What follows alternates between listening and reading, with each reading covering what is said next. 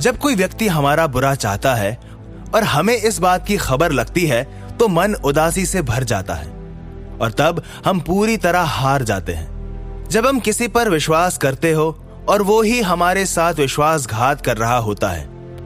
करण के साथ भी कुछ ऐसा ही हो रहा था। वो अपने बड़े ताऊ केशव, प्रताप इन सबको अपना समझता था, उन पर बहुत विश्वास करता था। भले ही वो उसे नकारा निकम्मा कहते थे, लेकिन फिर भी करण उनका बहुत सम्मान करता था।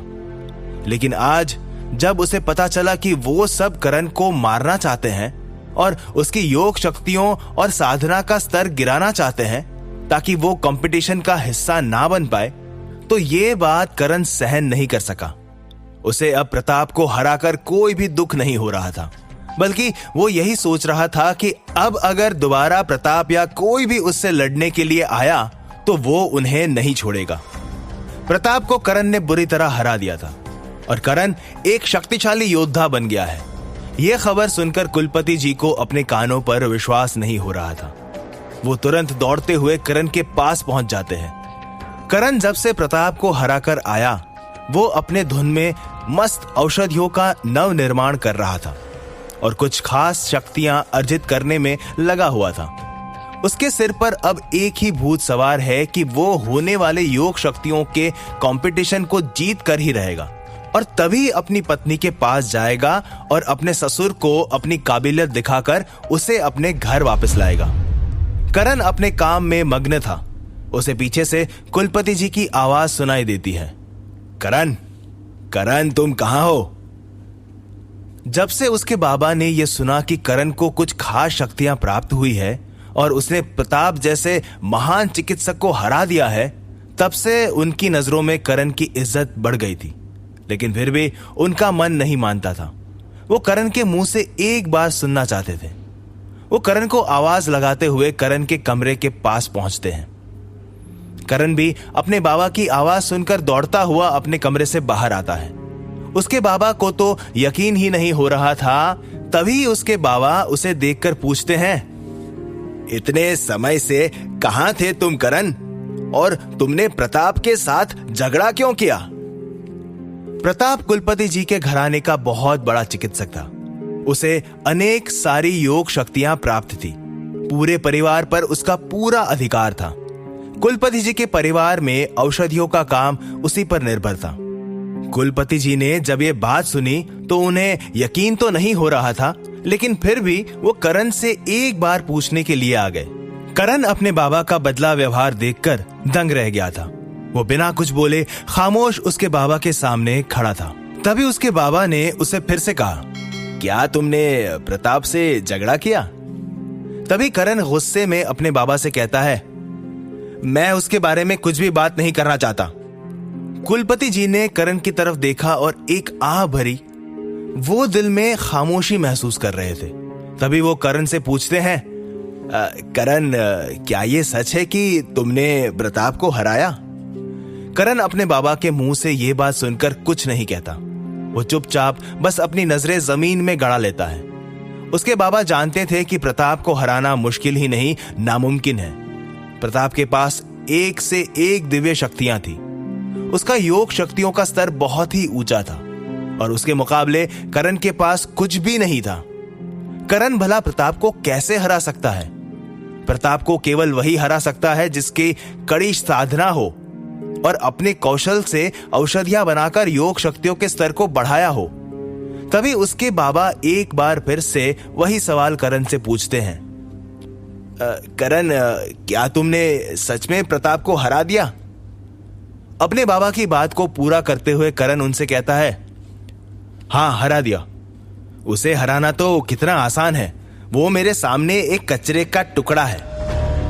अपने बेटे करण के मुंह से ऐसी बातें सुनकर उसके बाबा दंग रह गए। उनका शरीर कांप उठा। उन्हें कुछ समझ नहीं आ रहा था कि करण के पास अचानक इतनी शक्तियां कहां से आ गई, जिससे उसने प्रताप जैसे महान साधक को हरा दिया। वो करण को ऐसे घूर रहे थे जैसे उन्होंने उसे कभी नहीं देखा हो। तभी हिम्मत करके वो करण को कहते हैं, करण, तुमने प्रताप को कैसे हरा दिया? अभी तक तो तुम्हारे पास एक भी शक्ति नहीं थी। और अब तुम इतने ताकतवर कैसे हो गए जो इतने शक्तिशाली प्रताप को हरा दिया?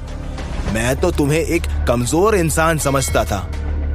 करण अपने बाबा की हैरान कर देने वाली प्रवृत्ति को देखकर मुस्कुराया और बिना कुछ बोले बस चुपचाप खड़ा रहा।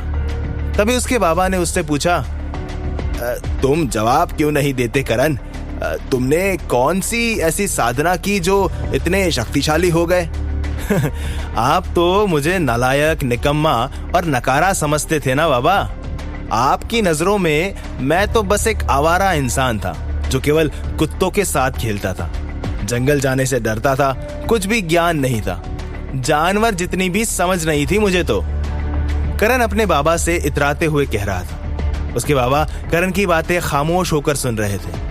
उन्हें कुछ नहीं समझ आ रहा था कि ये सब कुछ चमत्कार कैसे हो गया। वो देख रहे थे कि करण में अब एक अलग ही जोश और उत्साह दिख रहा था। जब किसी जमीन पर रेंगने वाले इंसान को अचानक दौड़ने की ताकत मिल जाती है, जब किसी अंधे को अचानक पूरा आलम रोशन चमकता हुआ दिखाई देने लगता है, जैसे रेगिस्तान के सूखे को बारिश मिल जाती है, ठीक वैसा ही शक्तियां मिलने के बाद करण को महसूस हो रहा था। वो अब पूरी तरह बदल गया था। उसे औषधियों से ऐसी शक्तियां मिली थी जिसका अंदाजा उसे कभी खुद भी नहीं लगाया था। उसे सब कुछ सपने जैसा लग रहा था। तभी करण अपने बाबा को एक औषधि देते हुए कहता है, बाबा, ये औषधि आपके लिए है। इससे आपकी योग शक्तियों का स्तर काफी बढ़ जाएगा। मैं जानता हूं कि आप मेरी चिंता में अपनी साधना छोड़ चुके हो और आपकी शक्तियों का स्तर गिर चुका है। ये क्या है? कौन सी औषधि है और तुम इसे कहां से लेकर आए? कुलपति जी करण से हैरान होकर पूछते हैं। करण कुछ नहीं कहता, बस अपने बाबा को देखता रहता है। कुलपति अब धीरे धीरे उस औषधि को एक डिब्बे से बाहर निकालते हैं। वो जैसे ही उसे खोलते हैं, एक मीठी सी महक उस डिब्बे से उठती है। तभी उसके बाबा फटाक से उसे पूछते हैं, करण, ये तो बहुत ही बेहतरीन किस्म की औषधि मालूम होती है। इसकी तो कोई कीमत ही नहीं मालूम होती। अमूल्य औषधि है ये तो।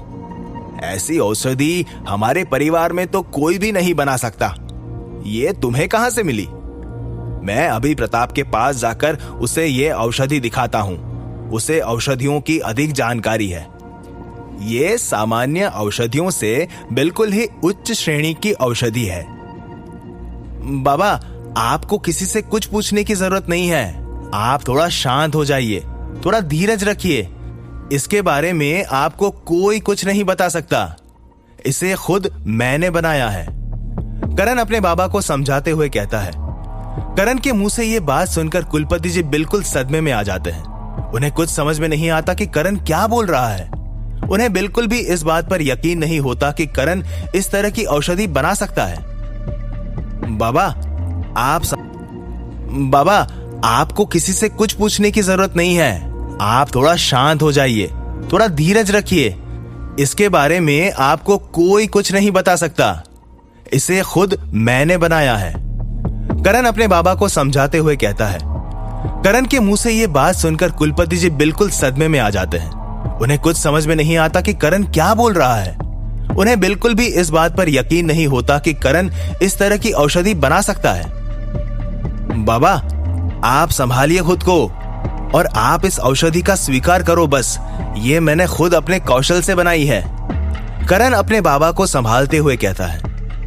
क्या करण, तुम सच कह रहे हो? मतलब कि तुम एक कीमियागर हो? मेरा बेटा एक कीमियागर है। कीमियागर रसायन विज्ञान के ज्ञाता और औषधियों के ज्ञाता को कहा जाता था, जिसे उच्च कोटि का सम्मान व कौशल स्तर प्राप्त होता था। एक कीमियागर बनने के लिए कई योग साधनाएं करनी पड़ती थी। एक कीमियागर बनने के लिए पूरा जीवन संघर्ष से जूझना पड़ता था। वो मैं कुछ नहीं जानता बाबा, आप बस ये स्वीकार करो, इसे मैंने ही बनाया है। करण अपने बाबा से जवाब में कहता है। करण के मुंह से ये बात सुनकर उसके बाबा की आंखों से आंसुओं की धारा बहने लगती है। वो अपने आप को रोक नहीं पाए और तुरंत करण को गले लगा लेते हैं। करण भी अपने बाबा की बाहों में झट से समा जाता है। ना जाने कितने साल बीत गए होंगे कि करण ने उसके बाबा का प्यार नहीं पाया, लेकिन आज जैसे ही उसके बाबा ने उसे गले लगाया तो उसे ऐसा महसूस हो रहा था जैसे उसे सारी दुनिया मिल गई हो। न जाने कितने ताने, कितनी कड़वी बातें सुनने के बाद आज करण को अपने बाबा का प्यार नसीब हुआ था। तभी वो अपने बाबा से दूर हटकर कहता है, बाबा रात बहुत हो गई है, तुम्हें अब अपने कमरे में जाकर आराम करने की जरूरत है। ठीक है करण, तुम भी अब सो जाओ, तुम्हें भी अब आराम करने की जरूरत महसूस हो रही है। कुलपति जी करण के माथे पर हाथ फेरते हुए इतना कहकर वहां से चले जाते हैं। कुलपति जी आज बहुत खुश थे। उन्हें आज अपने बेटे पर गर्व महसूस हो रहा था। वो हंसते हुए खिलखिलाते हुए अपने कमरे में जा रहे थे।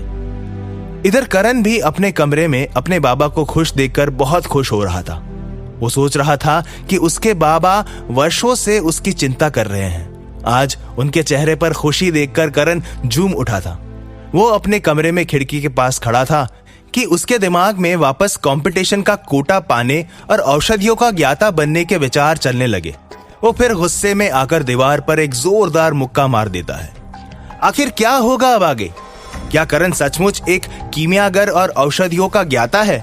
और क्या होगा जब करण की अगर हमारी ये वीडियो आपके लिए हेल्पफुल रही है तो हमारे चैनल को सब्सक्राइब कर लें और वीडियो को लाइक भी कर दें ताकि हमें इस जैसी और वीडियो बनाने के लिए मोटिवेशन मिल सके।